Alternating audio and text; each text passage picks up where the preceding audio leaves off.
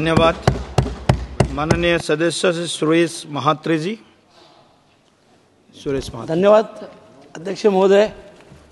मी माझ्या शपथविधीनंतर पहिल्यांदाच या सभागृहात बोलण्याची मला संधी मिळाली. त्या अगोदर या पवित्र सभागृहात मी ज्यांच्या आशीर्वादाने ज्यांच्या मार्गदर्शनाखाली पोहोचलो ते आमच्या पक्षाचे राष्ट्रीय अध्यक्ष आदरणीय शरदचंद्रजी पवार साहेब यांचं मनापासून आभार व्यक्त करतोय. आमच्या ताई सुप्रियाताईंचे देखील आभार व्यक्त करतोय. आणि बजेटविषयी बोलण्यापूर्वी मी संपूर्ण देशावर बोलण्यापेक्षा मी माझ्या महाराष्ट्राविषयी आणि माझ्या भिवंडी लोकसभा क्षेत्राविषयी बोलण्याला प्राधान्य देणार आहोत.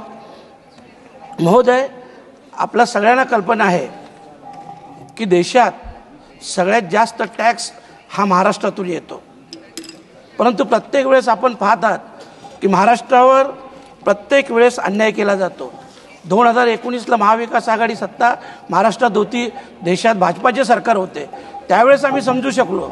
परंतु आता देशात देखील भाजपाचे सरकार आहे, महाराष्ट्रात देखील भाजपाचे सरकार आहे, तरीसुद्धा आमचा जो टॅक्स निधी तो आपल्याकडे येतो 100% नव्हे तर आम्हाला 50% तरी कमीत कमी मिळावा.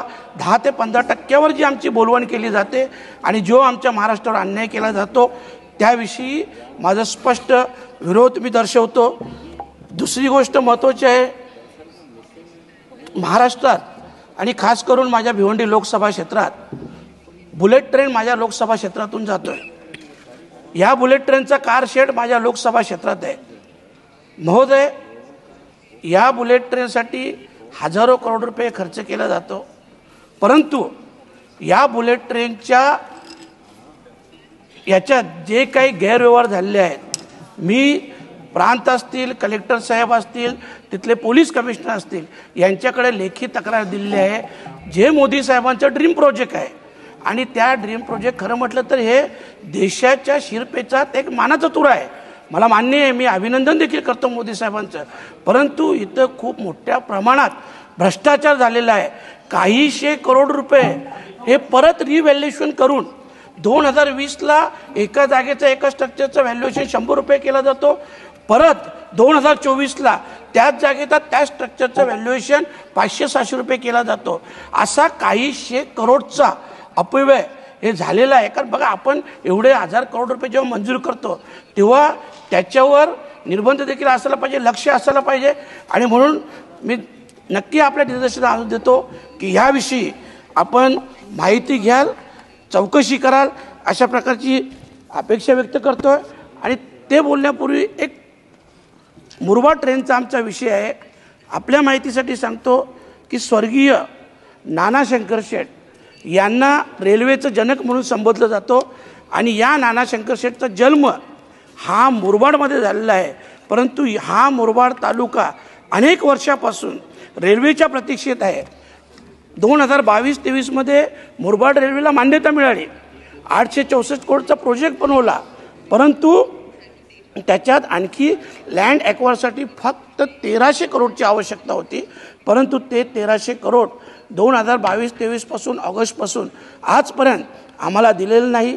जर ते 1300 करोड दिले तर मुरबाडवासियांचं स्वप्न पूर्ण होईल. याहीपेक्षा महत्त्वाचं, जे रेल्वेचे जनक आहेत नाना शंकर शेठ यांच्या स्मृतीस खऱ्या अर्थाने आपण श्रद्धांजली वाहू असं माझं मत आहे. आणि मला विश्वास आहे की आपण हे 1300 करोड रुपये मंजूर करून या रेल्वेला प्राधान्य द्याल. महोदय, जेव्हा बुलेट ट्रेनचं आपण पाहतो, बुलेट ट्रेनपासून तुम्ही 20 ते 25 किलोमीटरच्या अंतरावर गेल्यानंतर आमचे जे काही रेल्वे स्टेशन आहेत, वाशिंद असेल, आसनगाव असेल, आडगाव असेल, बदलापूर आहे, अशा रेल्वे स्थानकात जर तुम्ही परिस्थिती बघितली, तिथले बाथरूम बघितले, तिथले बाकडे बघितले, वरचे शेड बघितले, एक शेड 1 करोडच्या शेडचं काम बदलापूर रेल्वे स्टेशनमधून 2 वर्षापासून चालू आहे, ते पूर्ण होत नाही. म्हणजे एकीकडं आपण बुलेट ट्रेनसारखा लाख करोडचा प्रोजेक्ट बनवतो, दुसरीकडं काही करोडांचा विषय आहे तिथं आपण जाणीवपूर्वक लक्ष देत नाही. ज्या मध्यमवर्गीयांच्या जीवावर ही रेल्वे एवढी फायद्यात आहे तर त्या मध्यमवर्गीयांकडे आपण आवर्जून लक्ष द्यायला पाहिजे. तिसरा महत्त्वाचा मुद्दा आहे की आपण शेतकऱ्यांविषयी चांगल्या योजना आणल्यात किंवा शेतकऱ्यांच्या मालाला भाव मिळाला पाहिजे, हमीभाव मिळाला पाहिजे, उत्पन्न वाढलं पाहिजे. पण हे सगळं करताना मी आपलं लक्ष आवर्जून महाराष्ट्राकडे वेधेन की सगळ्यात जास्त महाराष्ट्रात शेतकऱ्यांच्या आत्महत्या होतात. परंतु या आत्महत्येला जी काय भौगोलिक परिस्थिती असेल, जीही परिस्थिती असेल, या परिस्थितीवर मात करून त्याच्यातून मार्ग काढणे हे शासनाचं कर्तव्य आहे. परंतु गेल्या अनेक वर्षापासून हजारो शेतकऱ्यांनी आत्महत्या केल्यानंतर देखील आज पण ही सारखीच परिस्थिती आज आमच्या महाराष्ट्राच्या शेतकऱ्यांवर आहे. तर कृपया करून ह्या गोष्टीकडे आपण लक्ष वेधलं पाहिजे, त्याच्यात मार्ग काढला पाहिजे. कारण शेवटी जरी भौगोलिक परिस्थिती वेगळी असली तरी भौगोलिक परिस्थितीसुद्धा आपण इतर देशात गेलो का पाहतो की भौगोलिक परिस्थितीवर मात करून ते लोक खूप पुढे गेल्यात. आपण देखील जाऊ शकतो.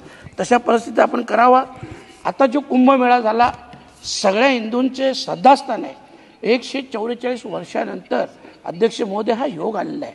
एवढा चांगला योग आलेला असताना आपल्यालाही कल्पना आहे कुंभमेळ्याचं नियोजन हे महिना 2 महिन्यापूर्वी होत नाही.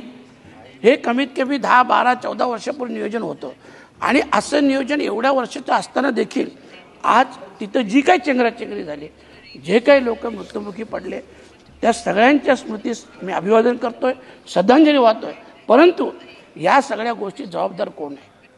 कारण आज करोडो, आपल्याही कल्पना आहे या देशाची लोकसंख्या 130-140 करोड आहे. तर कमीत कमी त्याच्यातून 45 ते 50 करोड लोक हे तिथं दर्शन. सर मी पहिल्यांदा बोलतो, फक्त 2 मिनटं बोलतो, 2 मिनटं मी पहिल्यांदा बोलतो. याच्यावर लक्ष ठेवायला पाहिजे. खास करून विद्यार्थी जे देशाचे भविष्य आहे. आज आमच्याकडे शाळांची परिस्थिती पाहतो. माझं म्हणणं आहे सगळ्या शाळा सरसकट डिजिटल व्हायला पाहिजे आणि सगळ्या विद्यार्थ्यांना सरकारी हॉस्पिटलमध्ये नाही तर प्रायव्हेट हॉस्पिटलमध्ये देखील मोफत त्यांच्यावर इलाज केला गेला पाहिजे. कारण जर आरोग्य चांगलं राहिलं तर शिक्षण देखील होईल आणि या विद्यार्थ्यांचं आरोग्य शिक्षण चांगलं झालं तर भविष्य हे या देशाचं आणि आपल्या सगळ्यांचं हे चांगलं असेल.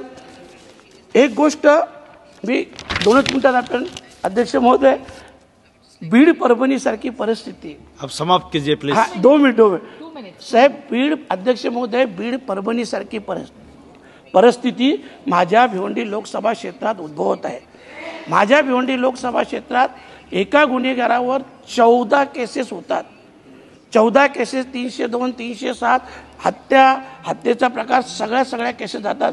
मोक्कामधून जामीन मिळाल्यानंतर तो आरोपी पुन्हा 6 गुन्हे करतोय. तडीपार असताना 2 गुन्हे करतोय. 50 दिवस झाले पोलीस त्याला अटक करत नाही. तो आरोपी सार्वजनिक कार्यक्रमात, लग्नविवाह असेल, टुर्नामेंट असेल, जाहीररित्या फिरत असतो. माझं म्हणणं असं आहे की ही बीड परभणीसारखी परिस्थिती माझ्या भिवंडी लोकसभा क्षेत्रात येऊ नये. आणि खास करून जे खासदार निधीचा विषय झाला त्याच्यात नक्कीच आपण वाढ करावी. कारण 6 मतदारसंघ आहेत आणि आपण माझं ऐकलं त्याबद्दल मनापासून